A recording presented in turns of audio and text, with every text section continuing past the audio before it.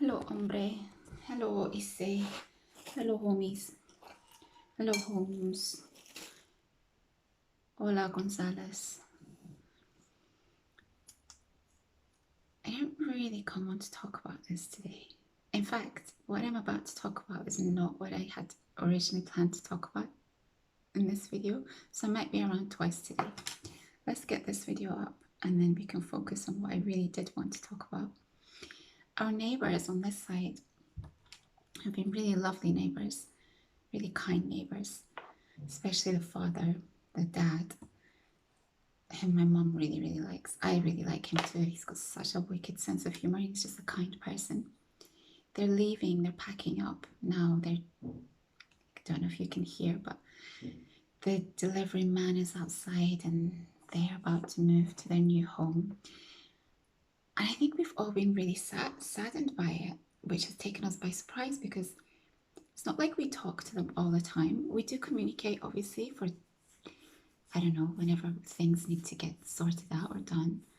But we don't have big long chit chats or anything like that, but they're just nice people. And I think it's taken all of us by surprise that we just feel sad that they're going. And it's amazing how people have such an impact, even if we don't even really interact with them. I think it's also that it's this feeling of people are moving on and you're sort of being left behind potentially. Because, okay, I'll go into that in a second. People leaving you behind.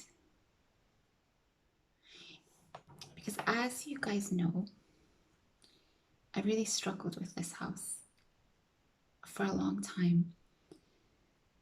It was just, things were just coming at me, and I took full responsibility of this house because I wanted my parents to know that I was capable, and because I've let them down so much in other aspects, in the sense of just throwing away the education that was given to me and the life education that was passed on to me, that I was raised with, just throwing all that away and not becoming someone that they could be proud of, I guess, or someone that has accomplished something of worth in this lifetime. And I'm not putting myself down. I'm being very factual about it. These are facts. Because of that, knowing that and being aware of that, I take control of everything in relation to this house so that my family can be relaxed, not have to ever think about anything, and B, so that they know that I'm going to be okay in the future as well. It's been hard though, because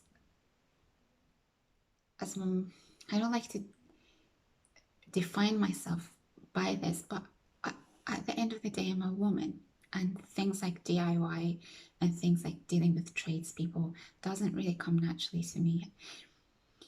The tradespeople, if they're very nice, they always take to me, but if they're not so friendly, I find it difficult to communicate with them because I'm someone who asks a lot of questions. I'm a very curious person. I want to understand things as I'm going along, and sometimes I think they feel that you're micromanaging them. I actually tend not to micromanage people if I trust them, but there is that aspect of, if I don't think that they're very good at what they're doing, I probably do end up asking a lot of questions so that I understand what's happening. But most of it is also because I really just want to learn, because I feel like I don't understand the things that men understand when it comes to practical stuff. So I found it difficult, but as I've done more and more of it, it's become somewhat easier.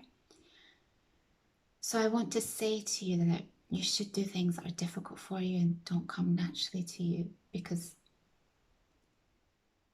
it's what makes you stronger. And in the process, I've become stronger. So this week we had not this week, I think it's been a couple of weeks now. The bathroom sink, the overflow hole, I think it's called the overflow.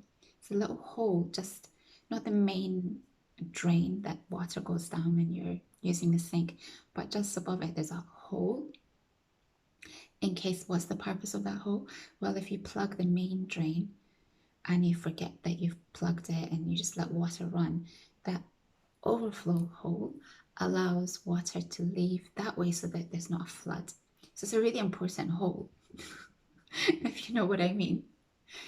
But it was blocked and I could smell something that just didn't smell right, some kind of sewage smell. So I spent ages researching what I could do, because first of all, I think I used this and it didn't work. So then I went and ordered this, but it was too big. But actually this ended up being useful for the bathtub, because obviously I have a lot of hair.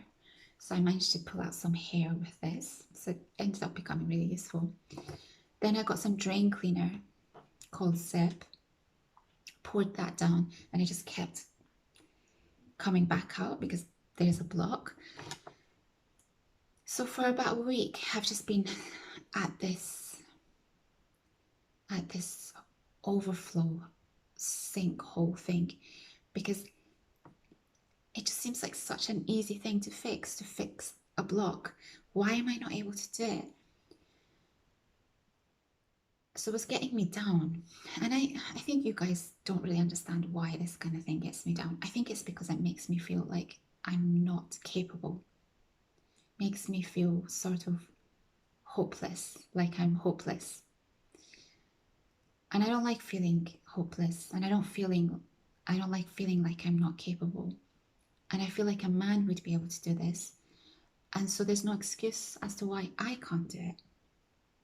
So eventually I just kept prodding away with this. I used the Zip drain cleaner. I used some fairy liquid with hot boiling water, and I kept stabbing away at it with this.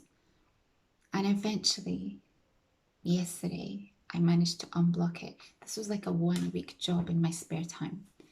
Did I tell anyone that I was doing it? No, I don't. I rarely tell my family when I'm doing these kind of things. Just because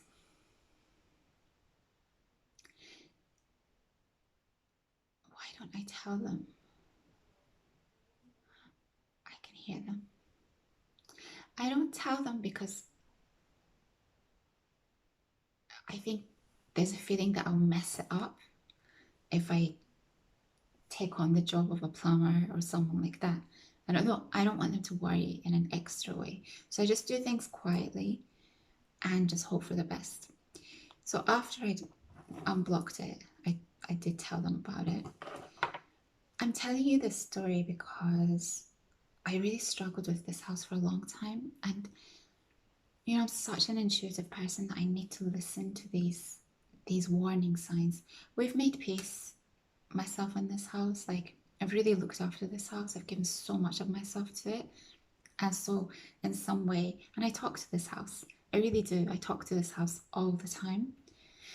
Initially, the conversations were not pleasant. Like, why? Why are you doing this to me? I don't have the bandwidth for this. What have I done to you? And now it's just like, thank you so much. I should have realized that you were warning me that I should not be here. But thank you so much for teaching me so much, and thank you so much for giving me some respite this year and last year. Because for about, I don't know, for a few years, I just had no respite at all. But that was what was happening, you guys. The house wasn't attacking me. It was telling me you shouldn't be here. And had I listened to those warning signs then, I would have left. I would have worked abroad. I would have probably worked abroad in a tax-free country. I would likely be kind of retired by now, in the sense of I could be doing something else. I wouldn't have to be chasing the work that I'm doing at the moment. And it's incredibly frustrating because I wanted to be close to my parents. That's really important to me. But what I should have done was left and then said to them, please come and be near me. They could have gone back to Iran, I think, and I would have been able to just be in and out of Iran very easily. And then they could have come and been with me wherever I was. So that was sort of, that's what I should have done like 5 years ago. We need to talk about shoulda, woulda, couldas, because I think young people are not quick decision makers. Sometimes I am not a quick decision maker. I used to be, but I've really stalled in the past few years and it's really cost me. So if you're someone who's in your 20s, maybe 30s, early 30s, there's still so much time to just get your house in order. I think it starts to become a little bit harder as time passes. Not impossible, but it becomes a little bit harder. But it's just your mindset, how you see it. And then this year, I was starting to think, yeah, I just have to make that move and just leave. And then the WAR happened and it completely screwed all my plans up. So this family leaving, it's not just about the fact that we're sad that they're leaving. I think there's also this sense of people moving on, people moving on to something better or something that's more suitable to them. They're moving outside of London, and I think they feel sad about that, but I think long term it's going to be a really good decision for them. And this is one of the reasons I haven't quite left the channel just yet, because even though the things that I talk about might not be huge in the grand scheme of things, I think maybe there's a comfort of seeing the same person coming on camera every week. There's a routine to that. And I think the struggles that I've had can be relatable in some way as well. And I think it makes people feel like it's okay. I mean, I'm so behind. So when I hear young people talking about just having completely given up or making themselves be a victim, it makes me really sad because there's so much time if you're young. Even if you're older, there's still so much time, kind of, but you just have to have the right mindset. So when this happened, I really talked myself through it. I'm like, look, you're going to try your best, you're going to do your best, but if it doesn't work, it's okay. You did your best, and you will have to call a plumber. And I think when I talk to myself like this, it helps a lot. I always think if I want someone who's capable, I mean, it would be my dream to find a guy who can do all these kind of household stuff. But if I want him to be able to do all those kind of things, I also have to be able to do those type of things sort of as well.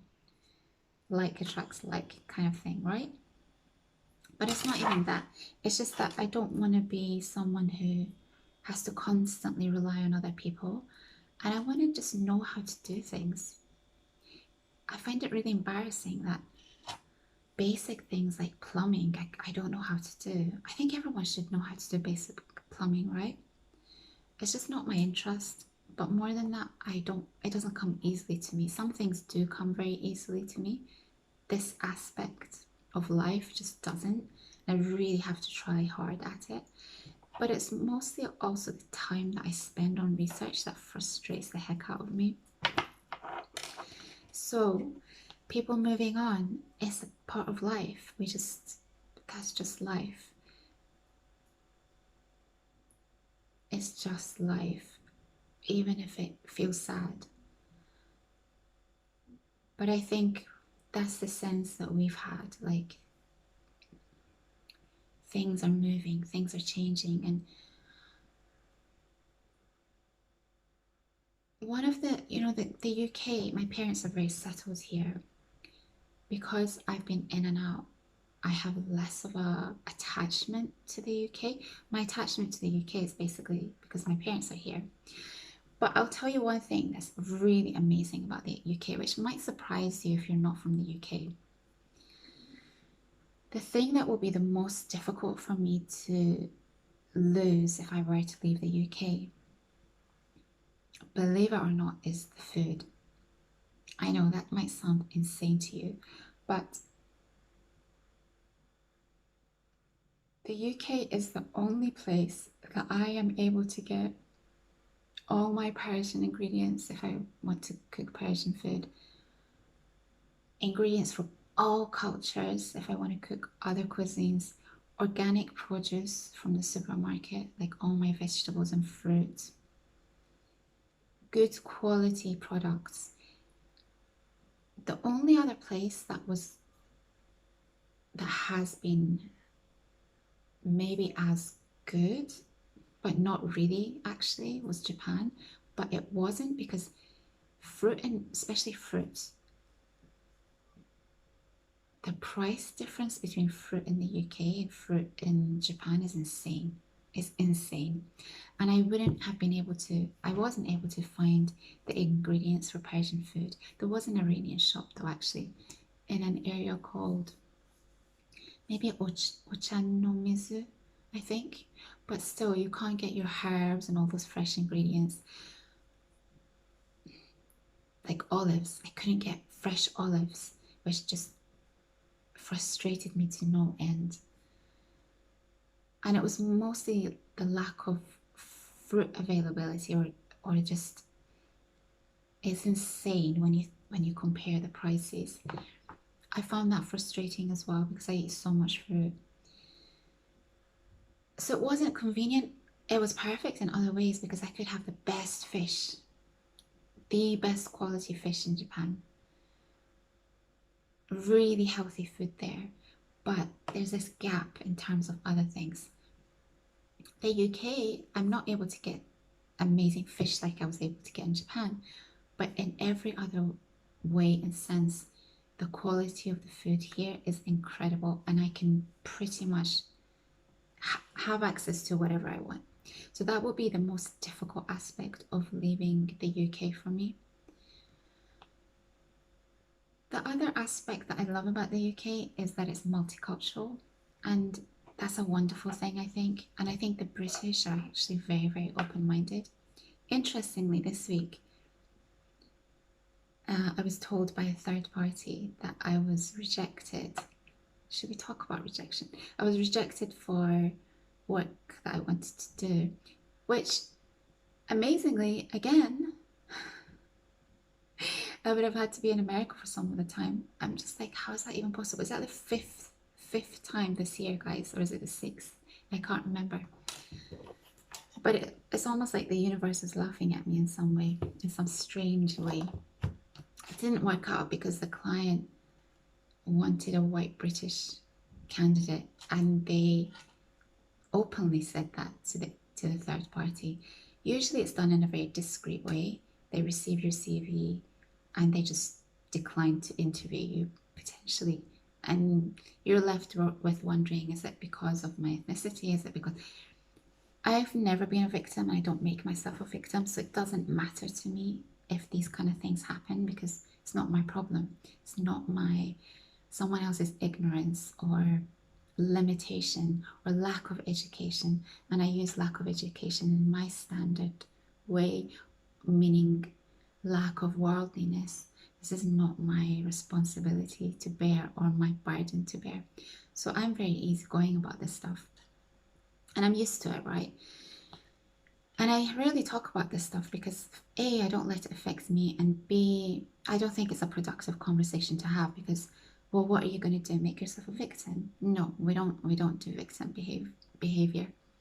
But she was really disturbed by this. She's one of the very cool Gen Z girls that I've been dealing with recently. She's so cool, so sound. I really, really like her and I enjoy speaking with her. And she said, she just messaged me and she said they declined to interview you because of a very strange reason. And I wrote back and I said, could you tell me what the reason is? Because feedback is good for me. And I said, I don't take anything personally. And she called me. She didn't write it in the message. She called me and she said, well, when your CV was sent over, they responded with, "We're only looking for white British candidates." And she was so horrified by this, which I really, really respect. Actually, for me, it's like whatever. It's not important. It doesn't affect me in any way, shape, or form. I'm just like, thank God, I'm not going to be working with ignorant people, and also, I've dodged a bullet type thing, right? And I just, because I'm so confident in what I bring or offer, I just think, wow, it's just their loss. But she was so horrified by this. She couldn't believe it. I think this is the first time, not really the first time, because she said to me she's had experience of it before, but not so blatantly. They word it in such a way that they can get away with saying, oh, we're only looking for white British candidates. But this client was just very direct about it, which just really blew her mind. She's like, they're just racist. And I said to her, and she has to do, so she declined to continue working with them on this part of their requirements, but she still has to work with them on another aspect. And I could tell that she felt really bad about that. And I said to her, it's not your fight. It's not your, as I said, you've done amazing by just even mentioning that it's not right that they're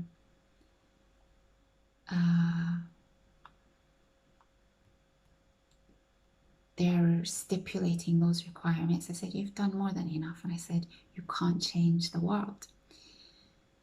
And so I think she appreciated me saying that, but she just really impressed me because she was so disgusted and so horrified. And I think this, basically, British people are very open-minded. Things have changed over the years because of immigration, and I know that British people, white British people, do feel a deep sense of frustration that they're losing their country. But in every other way, and in the past, I think especially, they've always been very open-minded people. And whilst, yeah, of course, racism exists here and there, you'll never completely get rid of it. I think the UK is one of the best places to live, to not experience that type of ignorance. So these are the great things about the UK, and it will always be one of my homes. But I think because I've really struggled here in the past few years, it's not really the right place for me at this stage of my life. My difficulty is, of course, that I don't want to leave my parents behind, especially because I spent so much time away from them when I was living in Tokyo, and I bitterly regret that. If I could go back in time, I wouldn't have spent as much time as I did in Tokyo. So I think what I wanted to conclude this part of this video, because I want to talk about something else later on if I'm here, or maybe tomorrow. You have to have something to live for. I think a lot of people, they live for their children. Because I don't have children, I live for my family, especially my parents. They're what makes me get out of bed every day and try to do my best, because I want them to always feel that they're well looked after. And I also need, not really need, I want them to be proud of me. That's really, really important to me. And I want to say thank you for all the sacrifices they've made for us. So because of that, that's what gets me out of bed every day. That's what prevents me from having any victim mentality. That's what allows me to keep going and to refuse failure. We are not quitters. We will never quit. We will die standing on our feet, not on our knees, my friends. And so it's not an option. If there's losses, you just fight through it. You just keep going. You keep going. There's no option to not keep going. And if I was in my 20s and early 30s and I was British in the UK, I would move countries, and probably work in a tax-free country, because in your 20s and 30s, that's when you should be building your wealth. And then 40s, 50s, and so on, the focus becomes your parents, maybe family life if you decide to get married or have children. And you can relax a little bit knowing that you've built up some kind of security in your 20s and 30s. Your 20s and 30s, and I would also do a kind of job probably where it's computer based, probably, even though I'm not interested in computer based jobs, but it's the smartest thing to do because you'll be able to get visas in Europe for remote worker type jobs. I used to have lots of opportunities in Europe before Brexit. So Brexit completely screwed up my chances of working in Europe. And the other thing that screwed it up this year has been the WAR. It's really unfortunate that our lives are beholden to other people's decisions. And so you always have to sort of be one step ahead to prevent those types of decisions affecting your life long term. I was saying something really important. I was about to say something really important. Oh no, it's a really good point. 1 second, you guys. I was saying I would get out of the UK. Oh yeah, there's this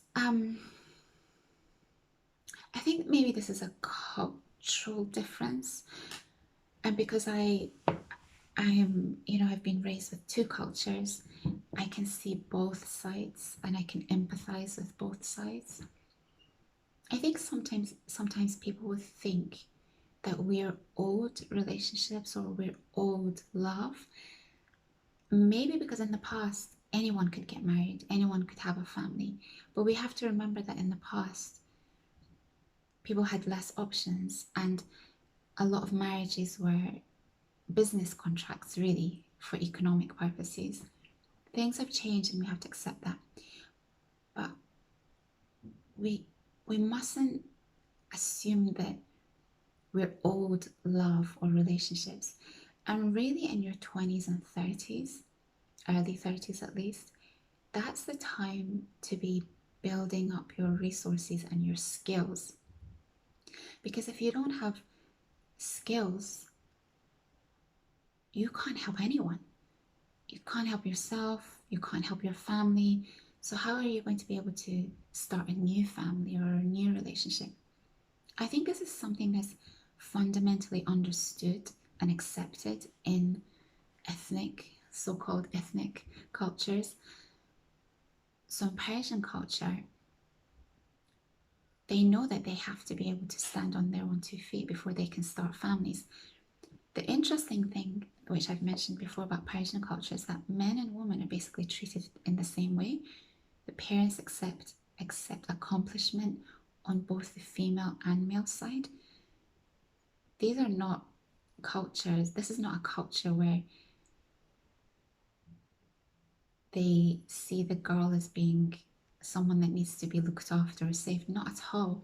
So I've found it really fascinating to watch this process in the West or this thinking in the West where people or men assume that, or anyone really, assumes that women are different to them and they have more advantages because they can just get married and just put their feet up. It's not like that at all.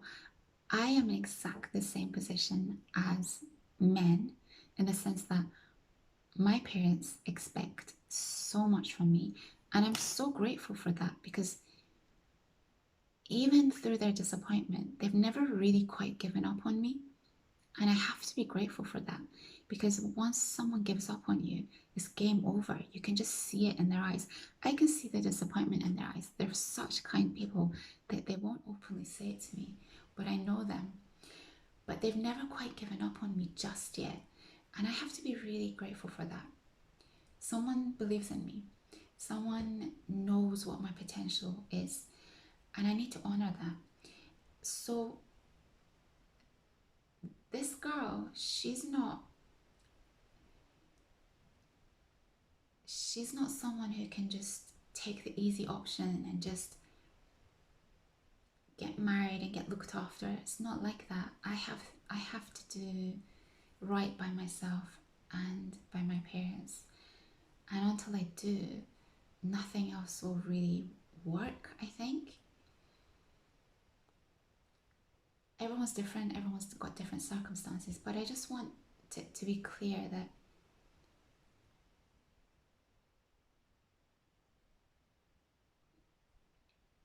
I just want it to be clear that a lot of women are in exactly the same position as men. We're going through exactly the same thing.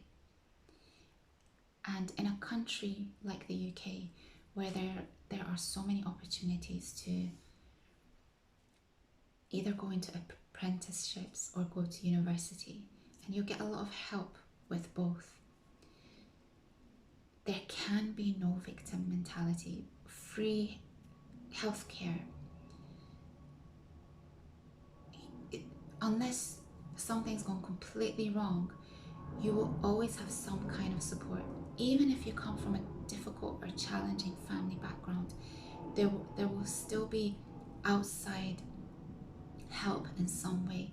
So none of us who are from the UK can make any excuses for the circumstances that we are going to be finding ourselves in. We might not have control. You might not have control over the circumstances that you were brought up in, but we certainly have a say in how our future ends up being. Something else that came to me as I was just saying that I think it's really important. Oh, it's good.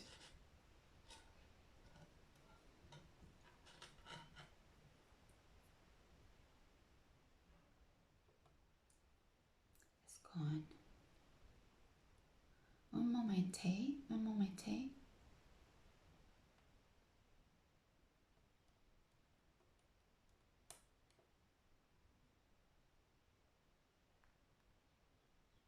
It's gone.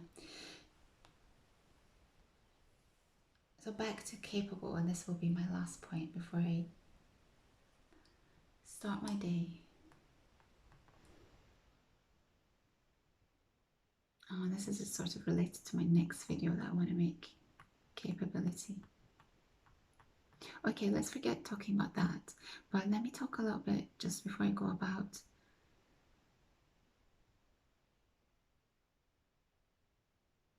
being a victim.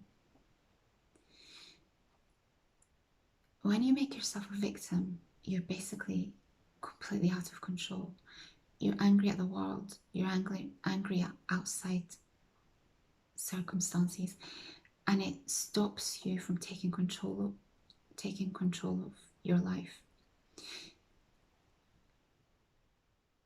And I think when you're younger, you don't have the life experience yet to understand that so much of life can be within your control. We can't control these people going to WAR. We can if you vote correctly. If you, can I say this? Victimhood.